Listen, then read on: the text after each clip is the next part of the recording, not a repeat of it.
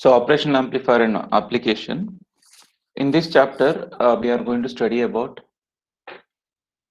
amplifiers based on IC, integrated circuits, and how they can be used in different applications, maybe with respect to adding the signal or in converting one form of a signal to another form of a signal, or in order to subtract the signal, or in order to integrate a signal, or in order to differentiate a signal, or to just amplify a signal. For all these things, we are going to rely on operational amplifier. As the name itself tells, operational. See, operation means it is going to do some mathematical operations like addition, subtraction, division, integration, all these things. Amplifiers. Amplifier is a device which is going to increase the strength of a given input signal. So operational amplifier means it's an amplifier which is going to not only amplify a signal, but also it can do some mathematical operations like addition, subtraction, all those things. If you want to add any two signals and also you need to amplify it, then we go for operational amplifier. Just simple example is, um, we'll just take an example of a music concert where uh, we have a singer and we have musicians. Someone is on drum, someone is on keyboard, someone is on guitar, someone is on uh, flute, someone is on other instrument. So each will be given with an individual mic to capture that sound, and altogether this will be put it into a single song. So you have already felt this. This is a real time example. So here the sound, not only it is going to combine all the sounds together, along with that it is going to increase the volume of that particular sound. So whatever the sound is produced at individual level is being enhanced, or its strength is increased to whatever extent it is required, and given out it into a single output. So here what it is going to do is it is going to adding all this uh, given individual sounds, whatever just I told for this example. So the voice of a singer, the music which is, or the sound which is produced by individual musical instruments, all this together, it first adds up, then it is going to amplify it and give out as a single output. That single output we listen as a song. So this is one of the basic example of an operational amplifier. So like this, we can do many applications with respect to the operational amplifiers. So let us begin with the basics of operational amplifier. Then we can discuss on application. It's a one of the smallest chapter what we have, and also it is one of the uh, easiest chapter I can tell. So as a definition, an operational amplifier is an high gain direct coupled differential amplifier which is used to do mathematical operations as told. So high gain means what? Output by input.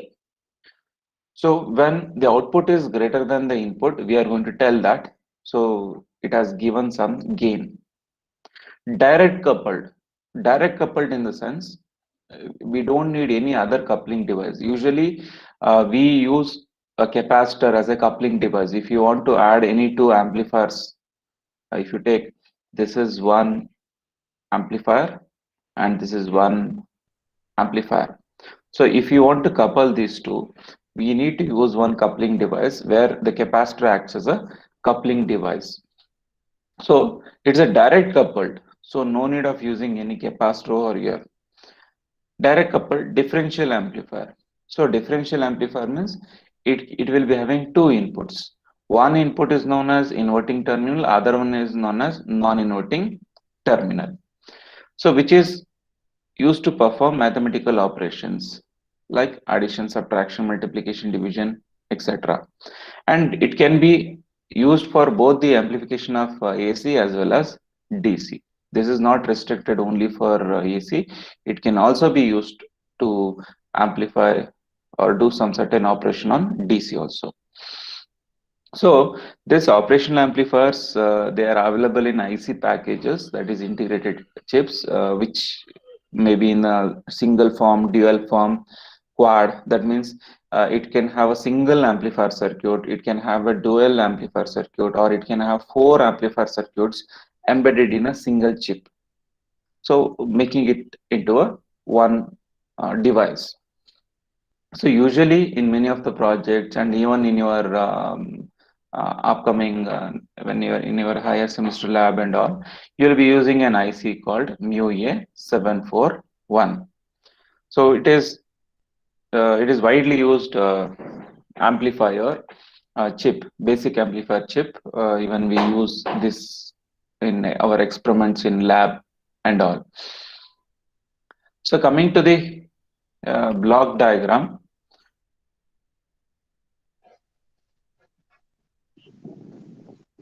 So block diagram of pages inside op amp. So someone has unmuted the mic. Please mute it.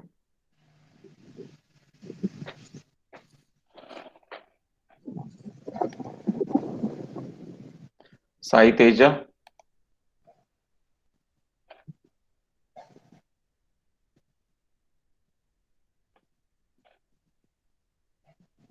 Sai Teja.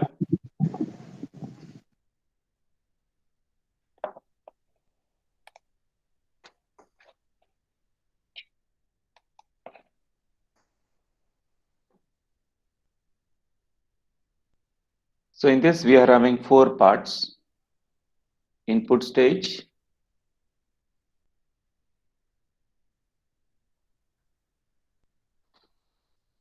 second one intermediate stage,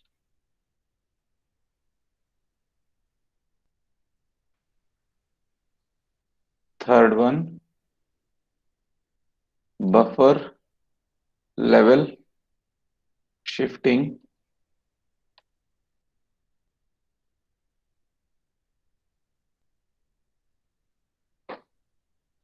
and the fourth one is output stage.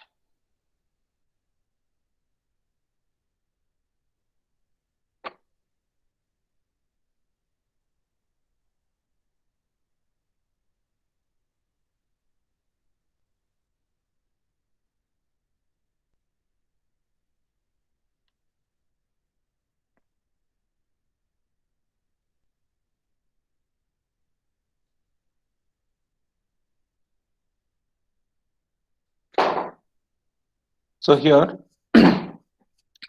this is altogether a block diagram of a one op amp. If we are telling that op amp is having an amplifier circuit by for the theoretical analysis, we tell it is having a transistor, all those things. But it will be having some other extra circuits also inside it to give the required the output level. So let us analyze at individual level. Before that, you should know one thing. See, we have used this arrow marks, whatever we have used here, two arrows, one arrow, two arrow. See, there is some specific meaning for it. Simply, we have not put two arrows somewhere, some side, and one arrow some other way. Okay, so this one, two arrow mark indicates. This two arrow mark indicates the balanced output stage. So whenever you give out two arrow marks from a given system, we call it is having a balanced output stage.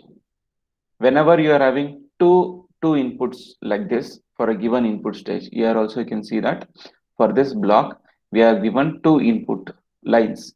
So that indicates dual input.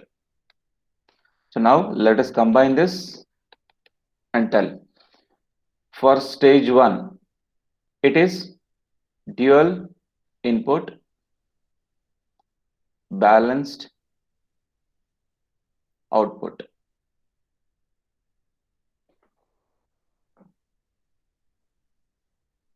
So similarly for the second stage, we can see that it is having two inputs, but it is having only one output. For such cases, we tell dual input unbalanced output stage. In buffer level shifting stage, you can see that it is having a single input and dual output. So this is called as single input balanced output stage. Here you can see that to this block we are having, or this to this stage we are having two inputs and one output. This indicates that it is dual input. So dual means two, it has two inputs and unbalanced output. So this is how we specify. If they ask you to explain the block diagram of an op amp, so first point for each block you need to write is this one. If you know this, you can easily write. So 4 points are ready for you. Now after this, let us see what actually these individual stages are going to do. Here you can see that V1 of t and V2 of t. So these are the two inputs which are given to the input stage.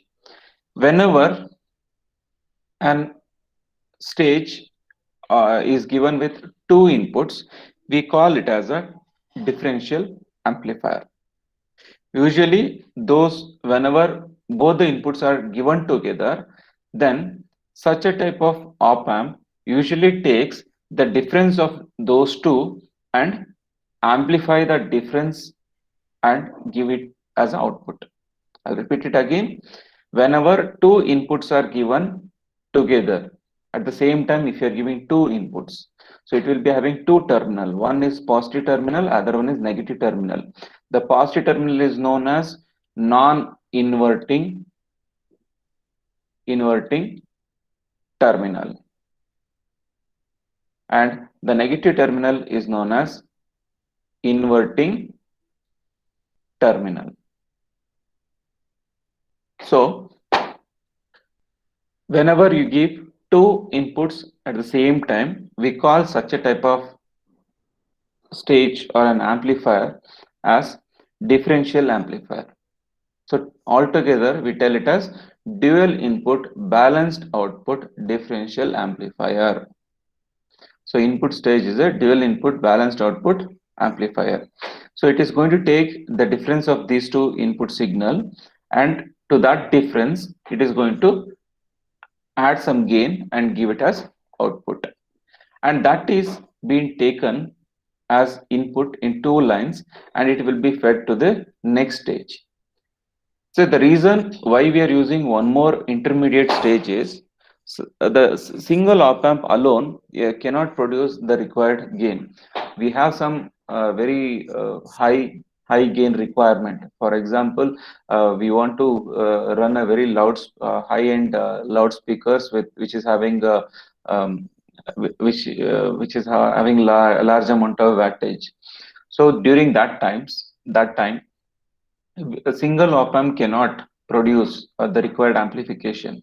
So during that time, the multiple op amps stages or multiple amplifier stages need to be added up. So during that time, one more amplifier stage is being connected as an intermediate stage where the output of the first stage is fed as input to the next stage. The reason is because a single amplifier cannot produce the required gain. So during that time, an additional to satisfy that additional gain requirement, we are going to use one more amplifier. So the next intermediate stage is dual input unbalanced output stage. This intermediate stage is going to give the required additional gain gain for a given input signal, and it is going to amplify that, and it is going to give it as output. Coming to the buffer level shifting stage, as the name itself tells, buffer means temporary storage. So buffer level shifting. So whenever the word level comes, that usually indicates DC. Level will not tell AC level, but we tell DC level. Okay. So level shifting, because DC signal is the main criteria to shift any AC signal. So that's why we have an application called Clamper. We have an application called Clamper. In that application, we will add an DC signal to AC signal to shift the signal to either to the positive level or to the negative level. If you want the entire signal to be positive, you are going to shift the signal upwards. If you want the entire signal to be negative, you are going to shift the signal to the negative phase. During that time, a DC signal will be added up. So that's why, remember, DC level shifting means DC buffer level shifting. So the need of buffer level shifting stage is in the process of input stage or intermediate stage. What happens is each individual amplifier will be using a DC supply. They are going to use the DC supply because to keep the operating point of a transistor, DC supply is necessary. So operating point we have already discussed in while discussing about the diode. We will study this operating point, all those things in detail in the fourth module. But as of now, for this requirement, for this particular chapter, just remember operating point is going to tell you where actually the current transistor is, the particular transistor is working, whether it is operating in amplifier amplification region, or it is working in the switch region. So basically there are three regions: active region, cutoff region, saturation region. If you want your amplifier to work as an amplifier, or sorry, the transistor to work as an amplifier, then you need to operate that transistor in active region. Then that transistor will start working as an amplifier. Suppose you shift that operating point to cutoff region, then that particular transistor will work as an off switch. If the transistor's operating point is shifted to the saturation region, then it will be working as on switch. So these are the three regions of operation of a transistor, which we will discuss in detail in module 4. Just remember that in order to shift this operating point, we need a DC supply.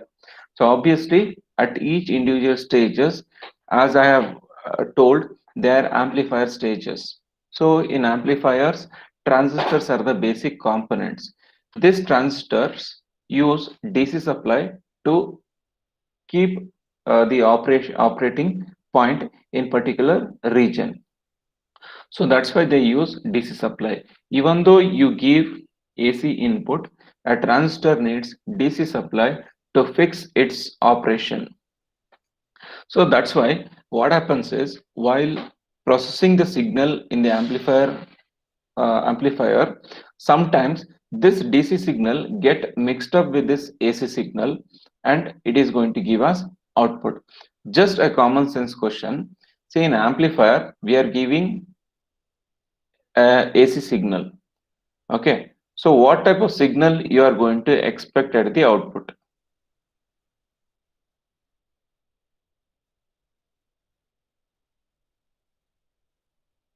In amplifier, you are giving AC input signal, and what kind of output you are going to expect? AC or DC or both AC and DC, like that.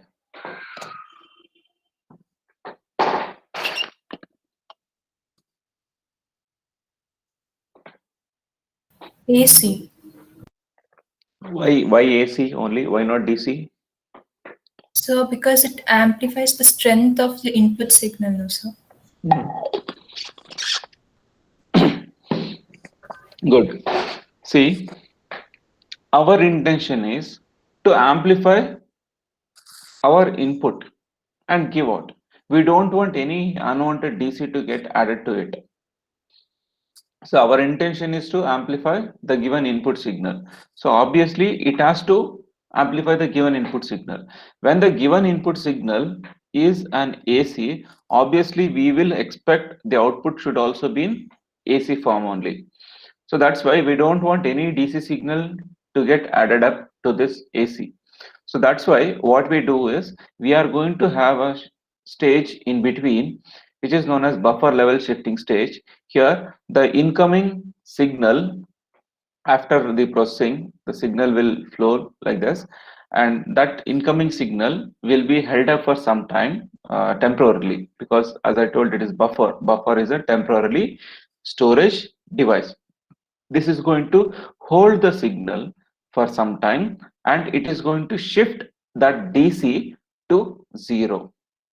That DC level will be shifted to 0, such that when DC level is shifted to 0, that indicates the DC signal is removed, and the output whatever it is going to give from this buffer level shifting stage is an AC signal. After that we'll be having an AC signal, because it is going to shift that DC signal to 0.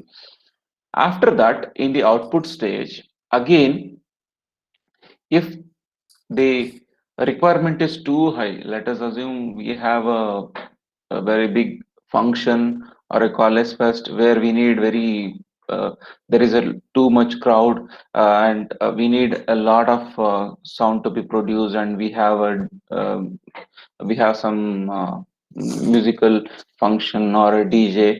So during that time we need high-end speakers, and a lot of strength needs to be given to the signal to produce that much high sound.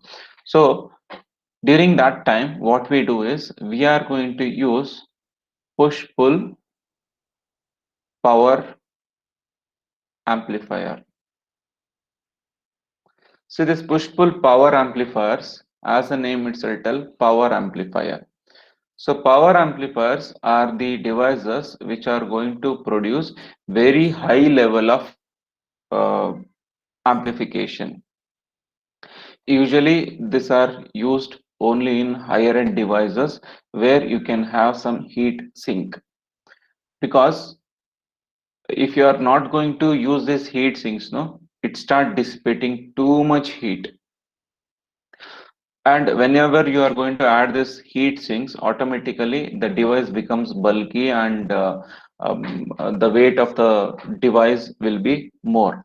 So we cannot use this power amplifiers in our normal device, like we cannot use it in our mobile and all, because if you use the power amplifiers, automatically it start dissipating uh, heat, because it is going to produce high amplification, that is voltage will be enhanced to its larger extent. During that time, automatically it is going to produce heat. That heat has to be cooled down, or it has to be absorbed, otherwise it is going to affect the device itself.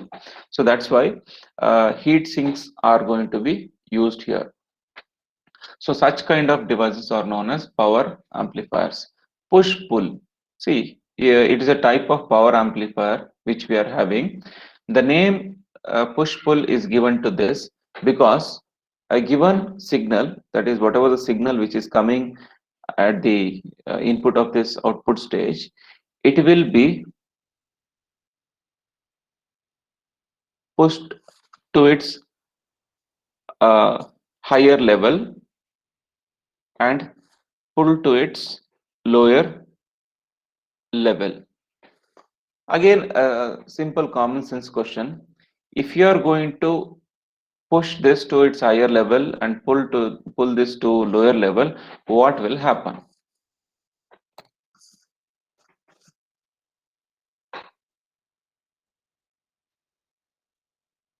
If you are taking that signal and you are stretching one end to the positive peak, one end to the negative peak, what will increase during that time?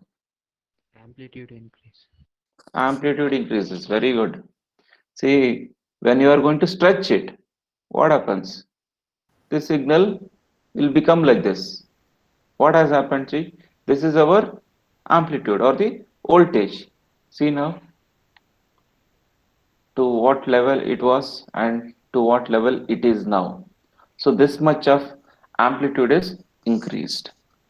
So that's why it is known as push-pull amplifier. It is going to push and pull the ends to its extreme level so that a high level of amplitude uh, can be produced. More the amplitude, more will be the strength of the signal. So this is the block diagram of the op amp. I'll just summarize it. Input stage, it's a dual input balanced output stage where it is going to take two inputs and it is going to take the difference of that and it is going to give it as output. Since a single input stage cannot provide the necessary gain, an additional stage is required to give the extra gain. So we'll be using one more intermediate stage which is of dual input unbalanced output stage. And in the next level, since in the process some DC signal might have added up with the AC signal, so to shift that DC signal to zero, we are going to use a buffer level shifting stage where the given input signal will be held up for temporarily or it will be delayed by storing it in a buffer, and the DC level will be shifted to zero for that given input signal, such that the DC content in that signal will be made to zero and only AC will be produced. And that AC signal will be given out to output stage, and output stage is of a push-pull amplifier stage, which is going to produce the additional gain requirement such that it is going to produce very high output. So this is the operational amplifier, the block diagram. After that, next is the op amp symbol.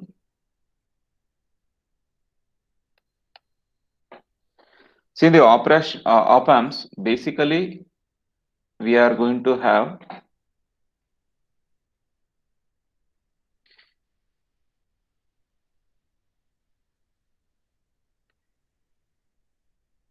inverting op amp and non-inverting op amp. So these are the basic two types of op amps we are having: inverting, non-inverting. So this is about two types of op amp. Coming to the symbol,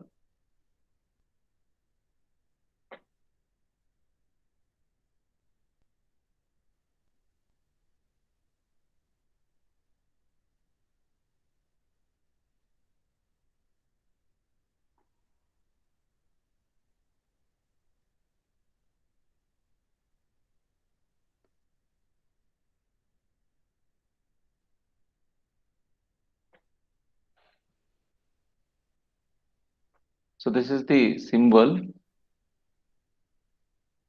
which is having two inputs. One is known as inverting terminal and other one is known as non-inverting terminal, and this plus VCC and minus VE are the DC supply connections, and this plus VCC can also be represented as plus V saturation, that is positive saturation. This is the maximum positive output voltage that can be produced at the output, and this is minus VEE, which is minus negative saturation voltage. This is the maximum negative level that the output can reach. So between this and this only the output can swing. Whatever, even though it's AC signal, but that AC signal's level, the AC signal's peak will be controlled by this TC connections, plus VCC and minus VE. They are going to tell if you are going to use 10 and minus 10, 10 volt is given to this point and minus 10 is given to this point, then maximum your output can go till plus 10 volt and minus 10 volt.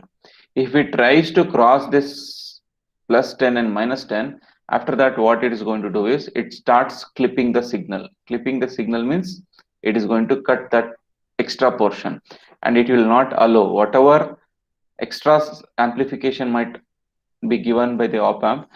The output will not allow it to give, the output part of an op amp will not allow it to give out, because the level what we have fixed here is 10 and minus 10. So till that whatever you want you can vary. You can have minus plus 5 to minus 5 or anything you can have between these two ranges. You can the increase or decrease, but if you want to increase beyond this it cannot be possible. Yes, if you want to increase beyond this, then you have to keep this more. You can, based upon your requirement, you just need to fix a plus VCC and minus VE, like that. So coming to the symbol, this is the symbol for an op amp, and wherever we write the circuit for the op amp, this symbol is must. That means you have to, wherever you are going to use an op amp, you need to indicate plus VCC, minus VE, and inverting, non-inverting. No need of writing inverting, non-inverting everywhere, but these symbols are important. Minus, plus. Suppose you forget to write minus, plus, no, then your answer will not be accepted, because this is very important in connection. If you are going to connect a signal to the inverting terminal, during that time it is going to just invert it and it is going to give the output. So I'll just tell now. So this is the symbol. Coming to inverting op amp. See, inverting op amp is nothing but inverting operational amplifiers. So inverting op amps are one which are going to have the input given to the inverting terminal. So input will be given to the inverting terminal and the non-inverting terminal will be grounded. So here the non-inverting terminal or the positive terminal will be grounded and the input signal will be given to only the negative terminal of the op amp. So during this case, it is going to amplify the signal, but if you give a signal like this, it is going to give an inverted signal. The input signal and output signal will be having a phase difference of 180 degree.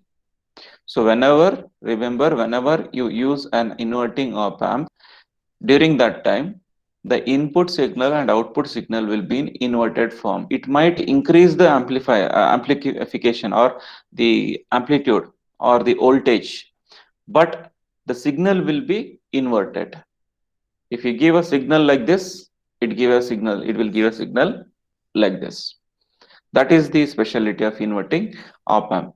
Coming to non-inverting op amp, as the name itself tells, it is non-inverting. It will not invert because the input for this will be given to the non-inverting terminal, and the inverting terminal will be grounded and input will be given to the non-inverting terminal. So plus VCC minus VEE, and here we'll be getting the output. So if you give an input like this, it will give the output, amplified output, but you can see that the phase of the signal is not changed. The first half is positive, first half here is also positive. Second half is negative, here also it is negative. But you look into this, the first half is positive, second half is in the output, first half is negative. Here second half is negative, here the second half is positive. That means input and output are out of phase. They're they're inverse to each other. So this kind of op amps are known as inverting op amps, and this kind of op amps are known as non-inverting op amps. This is the basic structure, and by using this inverting op amps and non-inverting op amps, we can do any number of applications. You can do the same mathematical operations can be done using inverting as well as non-inverting, but the only difference is it both of them are going to do the same job, but in inverting op amp it is going to invert the signal and give. It will add up, it will amplify everything, it will do, but finally while giving the output it is going to invert that and give. But in non-inverting, this also will add the signal or subtract the signal or integrate the signal, but it is going to amplify and give the same phase at the output. It is not going to change the phase or the angle of a signal. That is the difference between these two. So that input and output will be in phase, but here input and output will be having a phase difference of 180-degree, or we just tell input and output are out of phase. They are out of phase. So we learned about the symbol of op amp. Let us now understand how actually an ideal op amp works. Ideal operational amplifier works, what it will be having inside it. And don't think that op amp means the device which is available will also be like this. So it is just an IC which you have already seen. It will be like this. This is just the symbol we use for op amp, but this is the structure in which we'll be getting in our real-time applications. We'll be getting an IC, and that we call it as an op amp. So inside this op amp, we have just taken the differential differential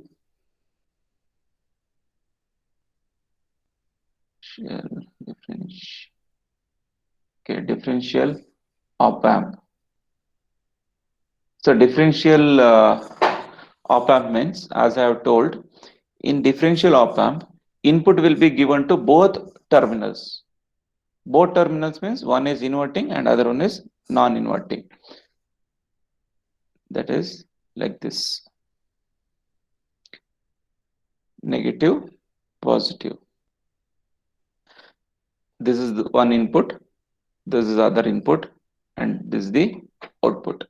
When input is given to both the terminal, then such a type of op amp is known as differential op amp. In this differential op amp, what happens is it is going to take both the signals together, subtract, and to that result it is going to add some gain, and it is going to give the output. Basically, each terminal will be connected to each transistor. If you are going to talk about differential op amp, it is going to have two transistors inside it.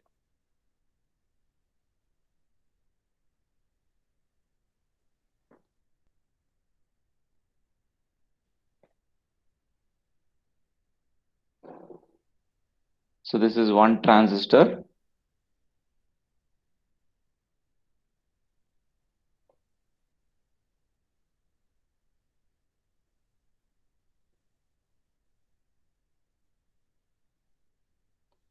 And this is the other transistors. So two transistors we are using.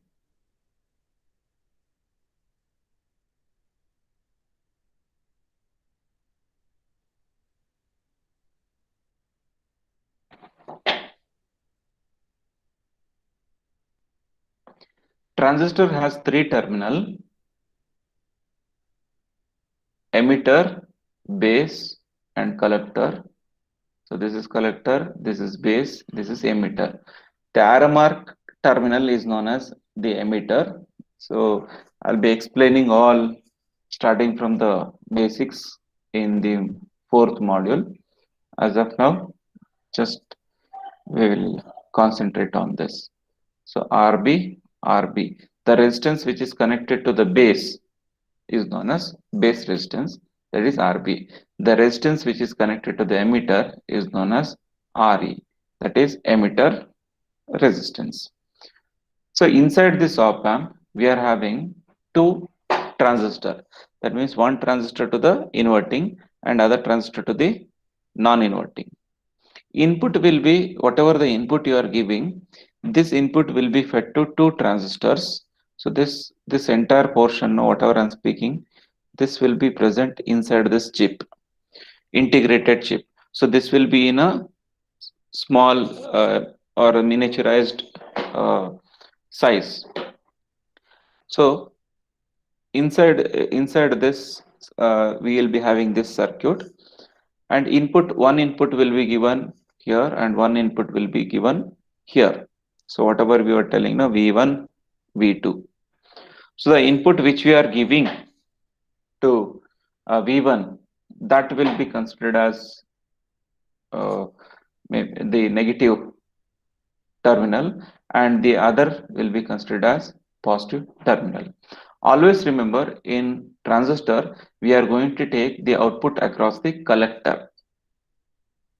This is the collector terminal. So we'll be taking the output across the collector terminal. Here, since we are having two transistors together and we are taking the output between these two.